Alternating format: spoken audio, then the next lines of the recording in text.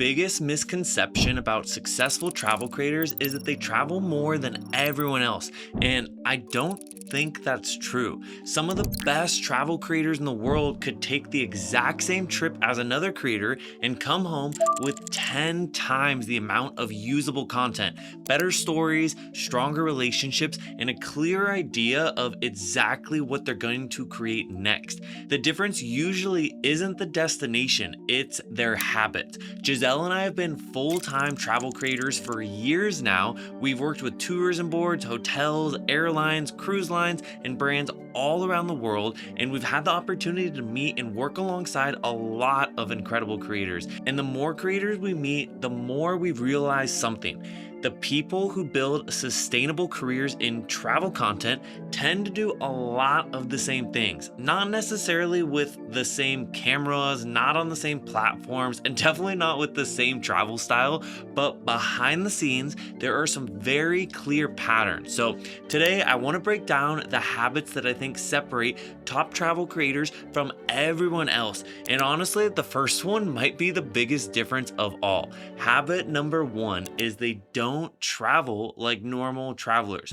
This sounds very obvious, but I don't think people realize how different traveling for content is from going on a vacation. When Giselle and I go somewhere, we work. We aren't just waking up and asking, what sounds fun today? We're thinking, let's go see the sunrise. We are always thinking about the lighting, crowds, the weather, the transportation, and what story we want to tell there. Whether we need horizontal videos for YouTube, vertical videos for reels, special photos for thumbnails, do we need to bring a drone? Do we need permits for that? Do we need any talking head clips here, establishing shots? Do we need detail shots? What outfits should we wear? And what content we might want to make from that destination 3 weeks or even 3 months from now. I think you have to recognize that there is a difference between being on vacation and being on assignment. Some of our most memorable travel mornings have started before sunrise, and sometimes we have gotten up extremely early, driven somewhere, hiked in the dark with our camera gear, waited in freezing temperatures for the shot that might end up being on the screen for 3 seconds. That is the part that people don't necessarily see. They see the beautiful sunrise that goes viral, but they don't see the alarm clock going off at 3:45 a.m. in the morning. I just want you to understand a lot of our travel routine in the beginning, it definitely revolves around finding where are the best locations during sunrise and sunset. So I want you to think before your next trip, don't just make an itinerary, think about making a content itinerary. What are you filming? What are the stories you want to tell in that destination? What do you need to do horizontally versus what do you need to record vertically? And what could become a carousel versus a reel or even a blog? What questions do you think that you want answered while you're there and that your audience is going to be asking you about? The more intentional you are before the trip, the more creative freedom I think you're actually gonna have during it. Because then you're not worrying about what you're gonna capture. You've kind of set yourself up for success. Now, habit number 2 is I think a lot of the top travel creators collect more than they need to. I think one of the biggest mistakes I see newer travel content creators make is they only film when they already know what video they're making. They script and they record that one video. I feel like when we go out on a trip, we're almost like collecting.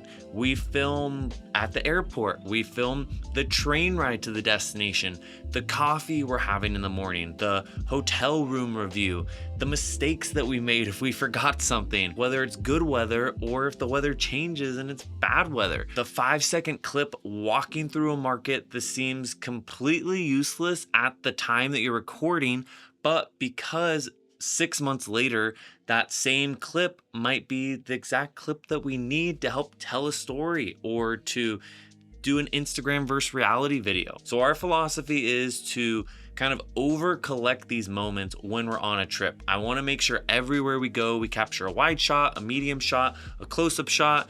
We capture some type of movement, the people that we meet, the details of like a carpet shop or like tea getting poured, maybe some of the sounds that we can put inside the video, as well as we always want to capture our reaction when we're on trip. Because more and more with AI, people can recreate itineraries, but the AI can't recreate an emotion that you felt when you were there. And then when we get back, we organize everything, because I think there's a big difference between collecting 1,000 clips on a trip. Those 1,000 clips are completely useless if you can never find anything. We have learned this lesson the hard way over the years. I personally have 52 terabytes of content sitting on my desk, and I would never want to be looking through all those hard drives thinking, I know we have a drone shot of this waterfall somewhere. Like, the habit is not just filming, it is filming, backing it up, labeling, and organizing your content, because your past travel content can keep working for you for years. We literally just did a campaign where they asked us to repurpose footage that we had captured 3 years prior. So habit number 3 is, I think that a lot of the top travel creators, they have more of a lens, not just a niche. Travel is not enough of a differentiator anymore. There are thousands and thousands of people posting beautiful places all over Instagram and TikTok and YouTube and Facebook. So when someone says, my niche is travel, my next question is always, okay, but what type of travel? Like, look at some of the biggest travel creators on social media right now. Some of them focus on food. Some of them focus on like extreme experiences. Some of them are focusing on family travel. For instance, we just had an amazing person on the Creator Passport podcast talking about their family travel. Some people focus on luxury travel. Some are just like journalists or do like the cinematic stuff. Some only do funny skits when they travel. And then some people are like hyper specific tips that are extremely useful. There's so many different types of travel content out there. Like, your niche might just be travel, that's fine. But I think that your lens is really what makes you memorable. For us, the Lover's Passport has always been about like bucket list adventures, epic outdoor experiences, and our goal is to help other couples and travelers actually experience these places themselves. We really want the viewer to be thinking like, I want to do that too, and now I know how I can do it because of the Lover's Passport tips. And if you're listening to this and thinking like, okay, I don't even know what my perspective is yet, we created something specifically for you, and it's completely free. It's called the Start From Scratch course. We made this specifically for creators at the very beginning who want to build their account on the right foundation instead of spending the next year posting randomly and hoping something works. We walk you through things like how to set up your profile, choosing the right account type, optimizing your username and your display name, improving your bio, and starting to think strategically about your niche and your lens with your content. All you have to do is scan the QR code right over here on screen, or use the link in the description to join the Start From Scratch course completely free. So let's move into the next habit. Habit number 4 is top travel creators always research things like crazy. I think this is probably one of the least glamorous parts of being like a great traveler or a great content creator, is doing the research before the trip, during the trip, and then after the trip as well. Because when we go somewhere, we're looking at what videos have already performed well. What questions people are asking us, what places keep showing up when we look up a specific country. We're talking to different guides, our taxi driver. Some of the best things that we have found when we're out there traveling actually came from just speaking with the local people. Sometimes the best content just comes from like noticing little things and little moments, rather than like what ChatGPT and all of the other things say are at the top of the travel list. Now, number 5, we talk a lot about mindset here, but I think that creators that have systems in place for when motivation disappears is such a big thing. And I think this might be probably the least exciting answer out of everything that we covered, but almost every high performing creator that we know says that systems beat motivation. We're always thinking about how can we reduce friction in our workflow and then track all of the inputs that we can actually control. We're trying to always think about how can we build a routine that lets us create even when we aren't necessarily motivated, when we're not feeling inspired. I think that so many travel creators get like the post-travel blue when they get home, and I think that is because like you're on such a high when you travel, right? The lifestyle is fun, it's a little chaotic, and I think that in terms of being a travel creator, flights are going to change. Wi-Fi is not always necessarily going to work. You might get sick on a trip or seasick or car sick. Maybe your bags don't arrive. Maybe it's raining in the destination where you were hoping for sunny weather. As a travel content creator, you're still supposed to be editing and posting even with all these other moving parts. Giselle and I have posted consistently for years, and it is not because we wake up every single day motivated, sipping our coffee and are just stoked on life.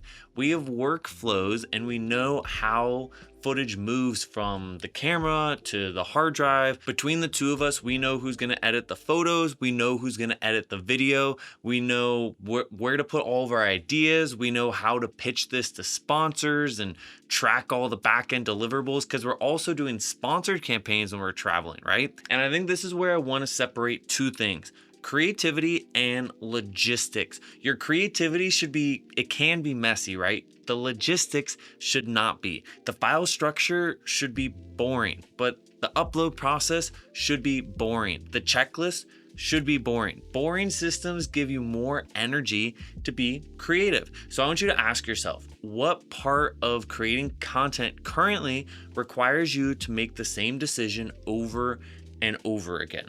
This is probably where you need a system. Habit number 6 is don't let one trip just become one post. And I think this is probably one of the biggest strategic mistakes that so many travel creators make is they spend thousands of dollars to go somewhere. They spend 4 days filming, they come home, they make one reel, and then they move on. That is insane. One trip should become an entire content ecosystem on your page. Let's say you spend 4 days in Istanbul, like we just did. That could become a 4-day YouTube guide, could become a short form day-by-day series. It could become a video about mistakes tourists make. It could be a carousel, it could be a hotel review, it could be a food guide. It could be what it actually cost us to visit Istanbul. You need to create a system to where you can go on one trip and pull out so many different ideas from it. But here's an important caveat. Repurposing doesn't mean lazily uploading the exact same thing everywhere. The idea can stay the same. The packaging should change though. Like a YouTube viewer and an Instagram viewer aren't always looking for the exact same thing. So I want you to take the core idea and ask, what is the strongest version of this for different platforms? Because even when you have all the footage in the world, you can still sit down to post and think like, I literally have no idea what to make today. And that is exactly why we created the Viral Content Vault.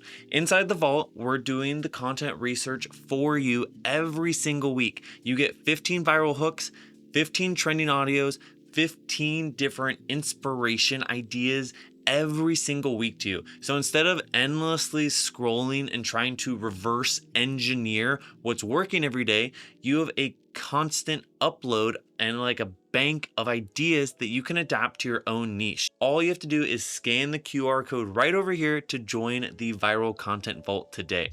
Now, let's talk about something that I think gets ignored far too much. Habit number 7 is that you need to start building relationships before you need something from them. For instance, travel content creation is an incredibly relationship-driven industry. Your network truly matters. Other creators, tourism boards, PR agencies, different hotels, brands that you want to work with, working with different editors, photographers, local experts. Like, there's so many people that you need to learn to work with. The creators who build sustainable careers are usually the ones not sitting alone trying to figure out everything by themselves. I think that one of the best habits that you can have is actively looking to learn from other creators, asking for feedback, creating like almost idea tanks with other people, and intentionally setting aside time to reach out and just connect with other creators in different industries. Don't email a tourism board for the first time and immediately ask them to fund your entire trip. Don't just DM another creator and open up with something like, can you introduce me to your brand contact? Like, be a person first. Support other people, share information, make good introductions, like be useful to them. All right, habit number 8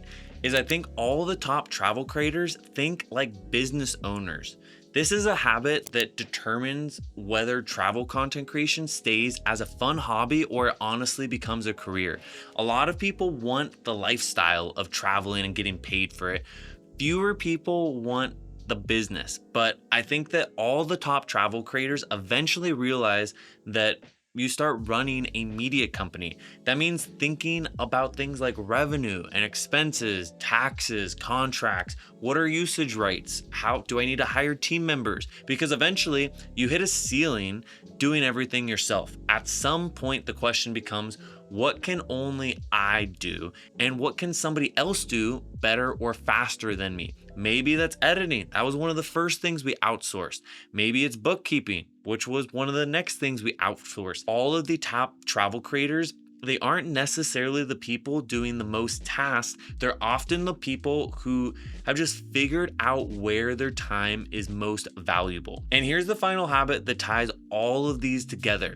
They stay in the game long enough for it to compound. You can do everything right and still have a bad month. You need to understand that content will compound. We've posted every single day for over 1,600 days in a row. And I can promise you that not every single one of those days felt like some magical breakthrough. Most days were just another rep. We were just getting another edit done. We're learning from the analytics, learning another lesson, and trying to improve our content creation. And honestly, that is the good news. You don't need to book flights all around the world tomorrow. Start with the trip you already have planned. Start with your hometown like we did. Start with footage you already have sitting on a hard drive or your phone. Pick one of these habits and just start building now. Because the creators you look up to, they didn't become successful from one perfect trip. We built habits that make great content almost inevitable. So if you enjoyed this video, make sure to leave us a like and subscribe if you found value in it. YouTube also thinks that you are going to find value and enjoy this video right over there. So with that, we'll see you in the next one.